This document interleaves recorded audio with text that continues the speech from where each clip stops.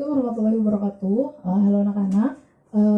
Ibu akan menjelaskan contoh untuk jangka sorong. Di sini contohnya, diameter sebuah baut diukur menggunakan jangka sorong dan dihasilkan data sebagai berikut. Nah, ini adalah gambar dari jangka sorongnya ya. Berapakah hasil pengukuran baut dengan jangka sorong berdasarkan data di atas? Oke, jadi untuk jangka sorong itu dia punya dua skala. Yang pertama adalah skala utama. Skala utama dia hitungannya adalah cm. Jadi yang di atas ini adalah cm ya.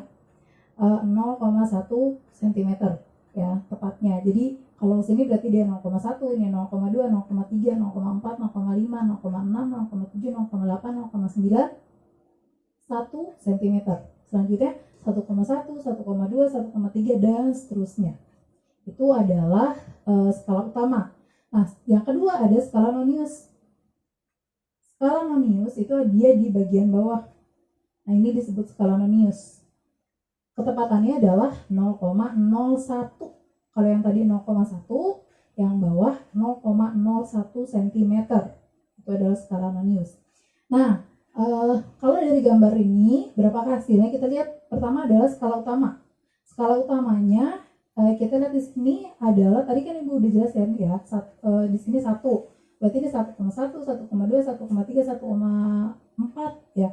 Nah, kita lihat ini angka nolnya ini berada setelah 1,4 ya. Ini 1,4 kan di sini. Ini Ibu tulis nih 1,4 di sini. Ya.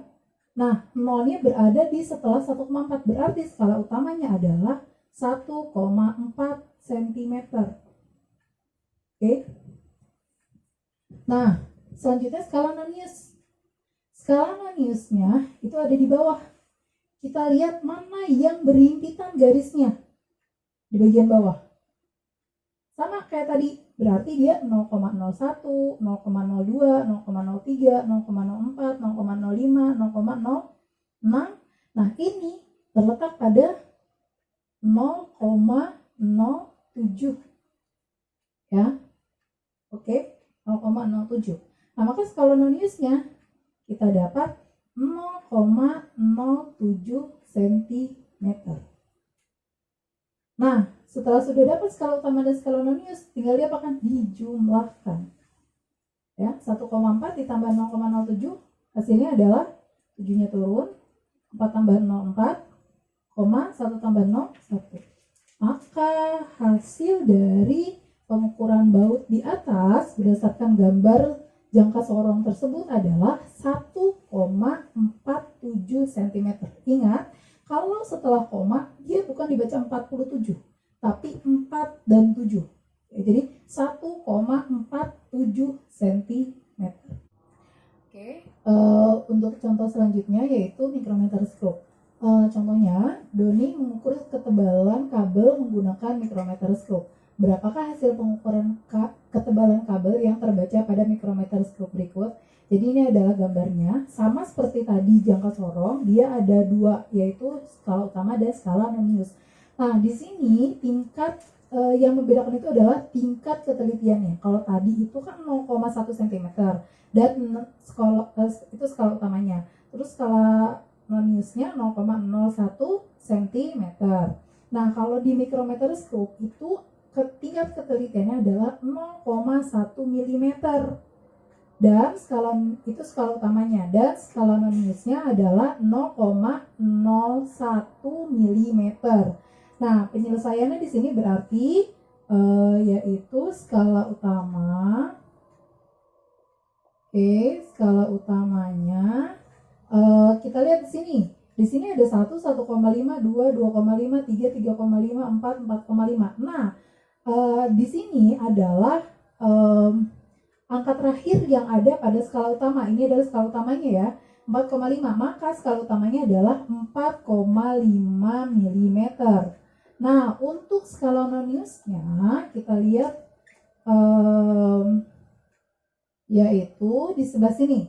Nah, di sini udah ada keterangannya 10.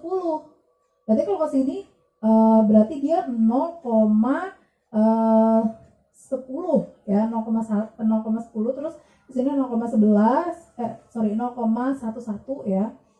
Terus ini 0,05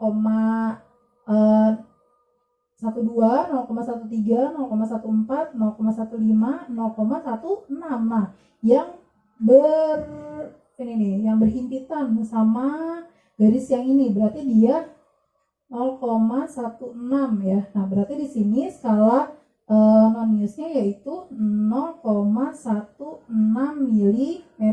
Nah, maka tinggal dijumlahkan 6 turun 5 tambah 1 6, 4 tambah 0 adalah 4. Berarti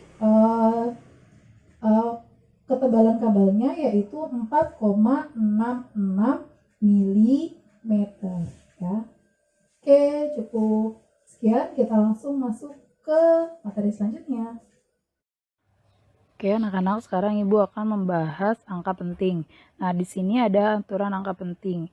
Ada 4 aturannya. Yang pertama adalah semua angka bukan 0 adalah angka penting. Jadi di sini ada nilai 173,68. Nah, di sini ada karena dia semuanya bukan 0, maka semuanya dihitung angka penting. 1, 7, 3, 6, dan 8. Jadi ada 5 angka penting. Oke, sekarang kita masuk ke aturan yang kedua. Angka 0 yang terletak di antara dua angka bukan 0 adalah angka penting. Nah, jadi ini kan angka 0 nih. Kalau tadi kan semua yang bukan angka 0 itu semuanya angka penting. Nah, sekarang angka 0 nih, tapi dia harus terletak di antara atau di tengah-tengah angka yang bukan 0. Di sini kan yang pertamanya ada 2, terus di sini ada 5. Nah, tengah-tengahnya ini 0. Nah, maka ini disebut dengan 0-nya itu termasuk angka penting. Jadi ada 1, 2, 3, 4. Nah, jadi terdapat 4 angka penting. Nah, selanjutnya angka 0 di sebelah kanan, angka bukan 0 tanpa tanda desimal dan bukan angka penting kecuali jika diberi tanda khusus atau misalnya digarisbawahi pada angka yang meragukan. Contohnya, ini ada 10.900. Nah, di sini terdapat 3 angka penting. Kenapa? Karena setelah angka 9 itu kan angka 0 dengan 0. Nah, tapi di sininya nggak ada angka lagi nih di sininya nih. Nah, maka 0 di sini tidak termasuk angka penting. Jadi yang angka penting hanya 1, 0, dan 9. Jadi terdapat 3 angka penting. Nah, selanjutnya 10.900. Nah, sama angkanya, tapi di sini ada tanda garis bawahnya, ya, 0-nya. Nah, kalau dia ada tanda garis bawahnya, maka 0-nya dihitung angka penting. Jadi dia terdapat 4 angka penting.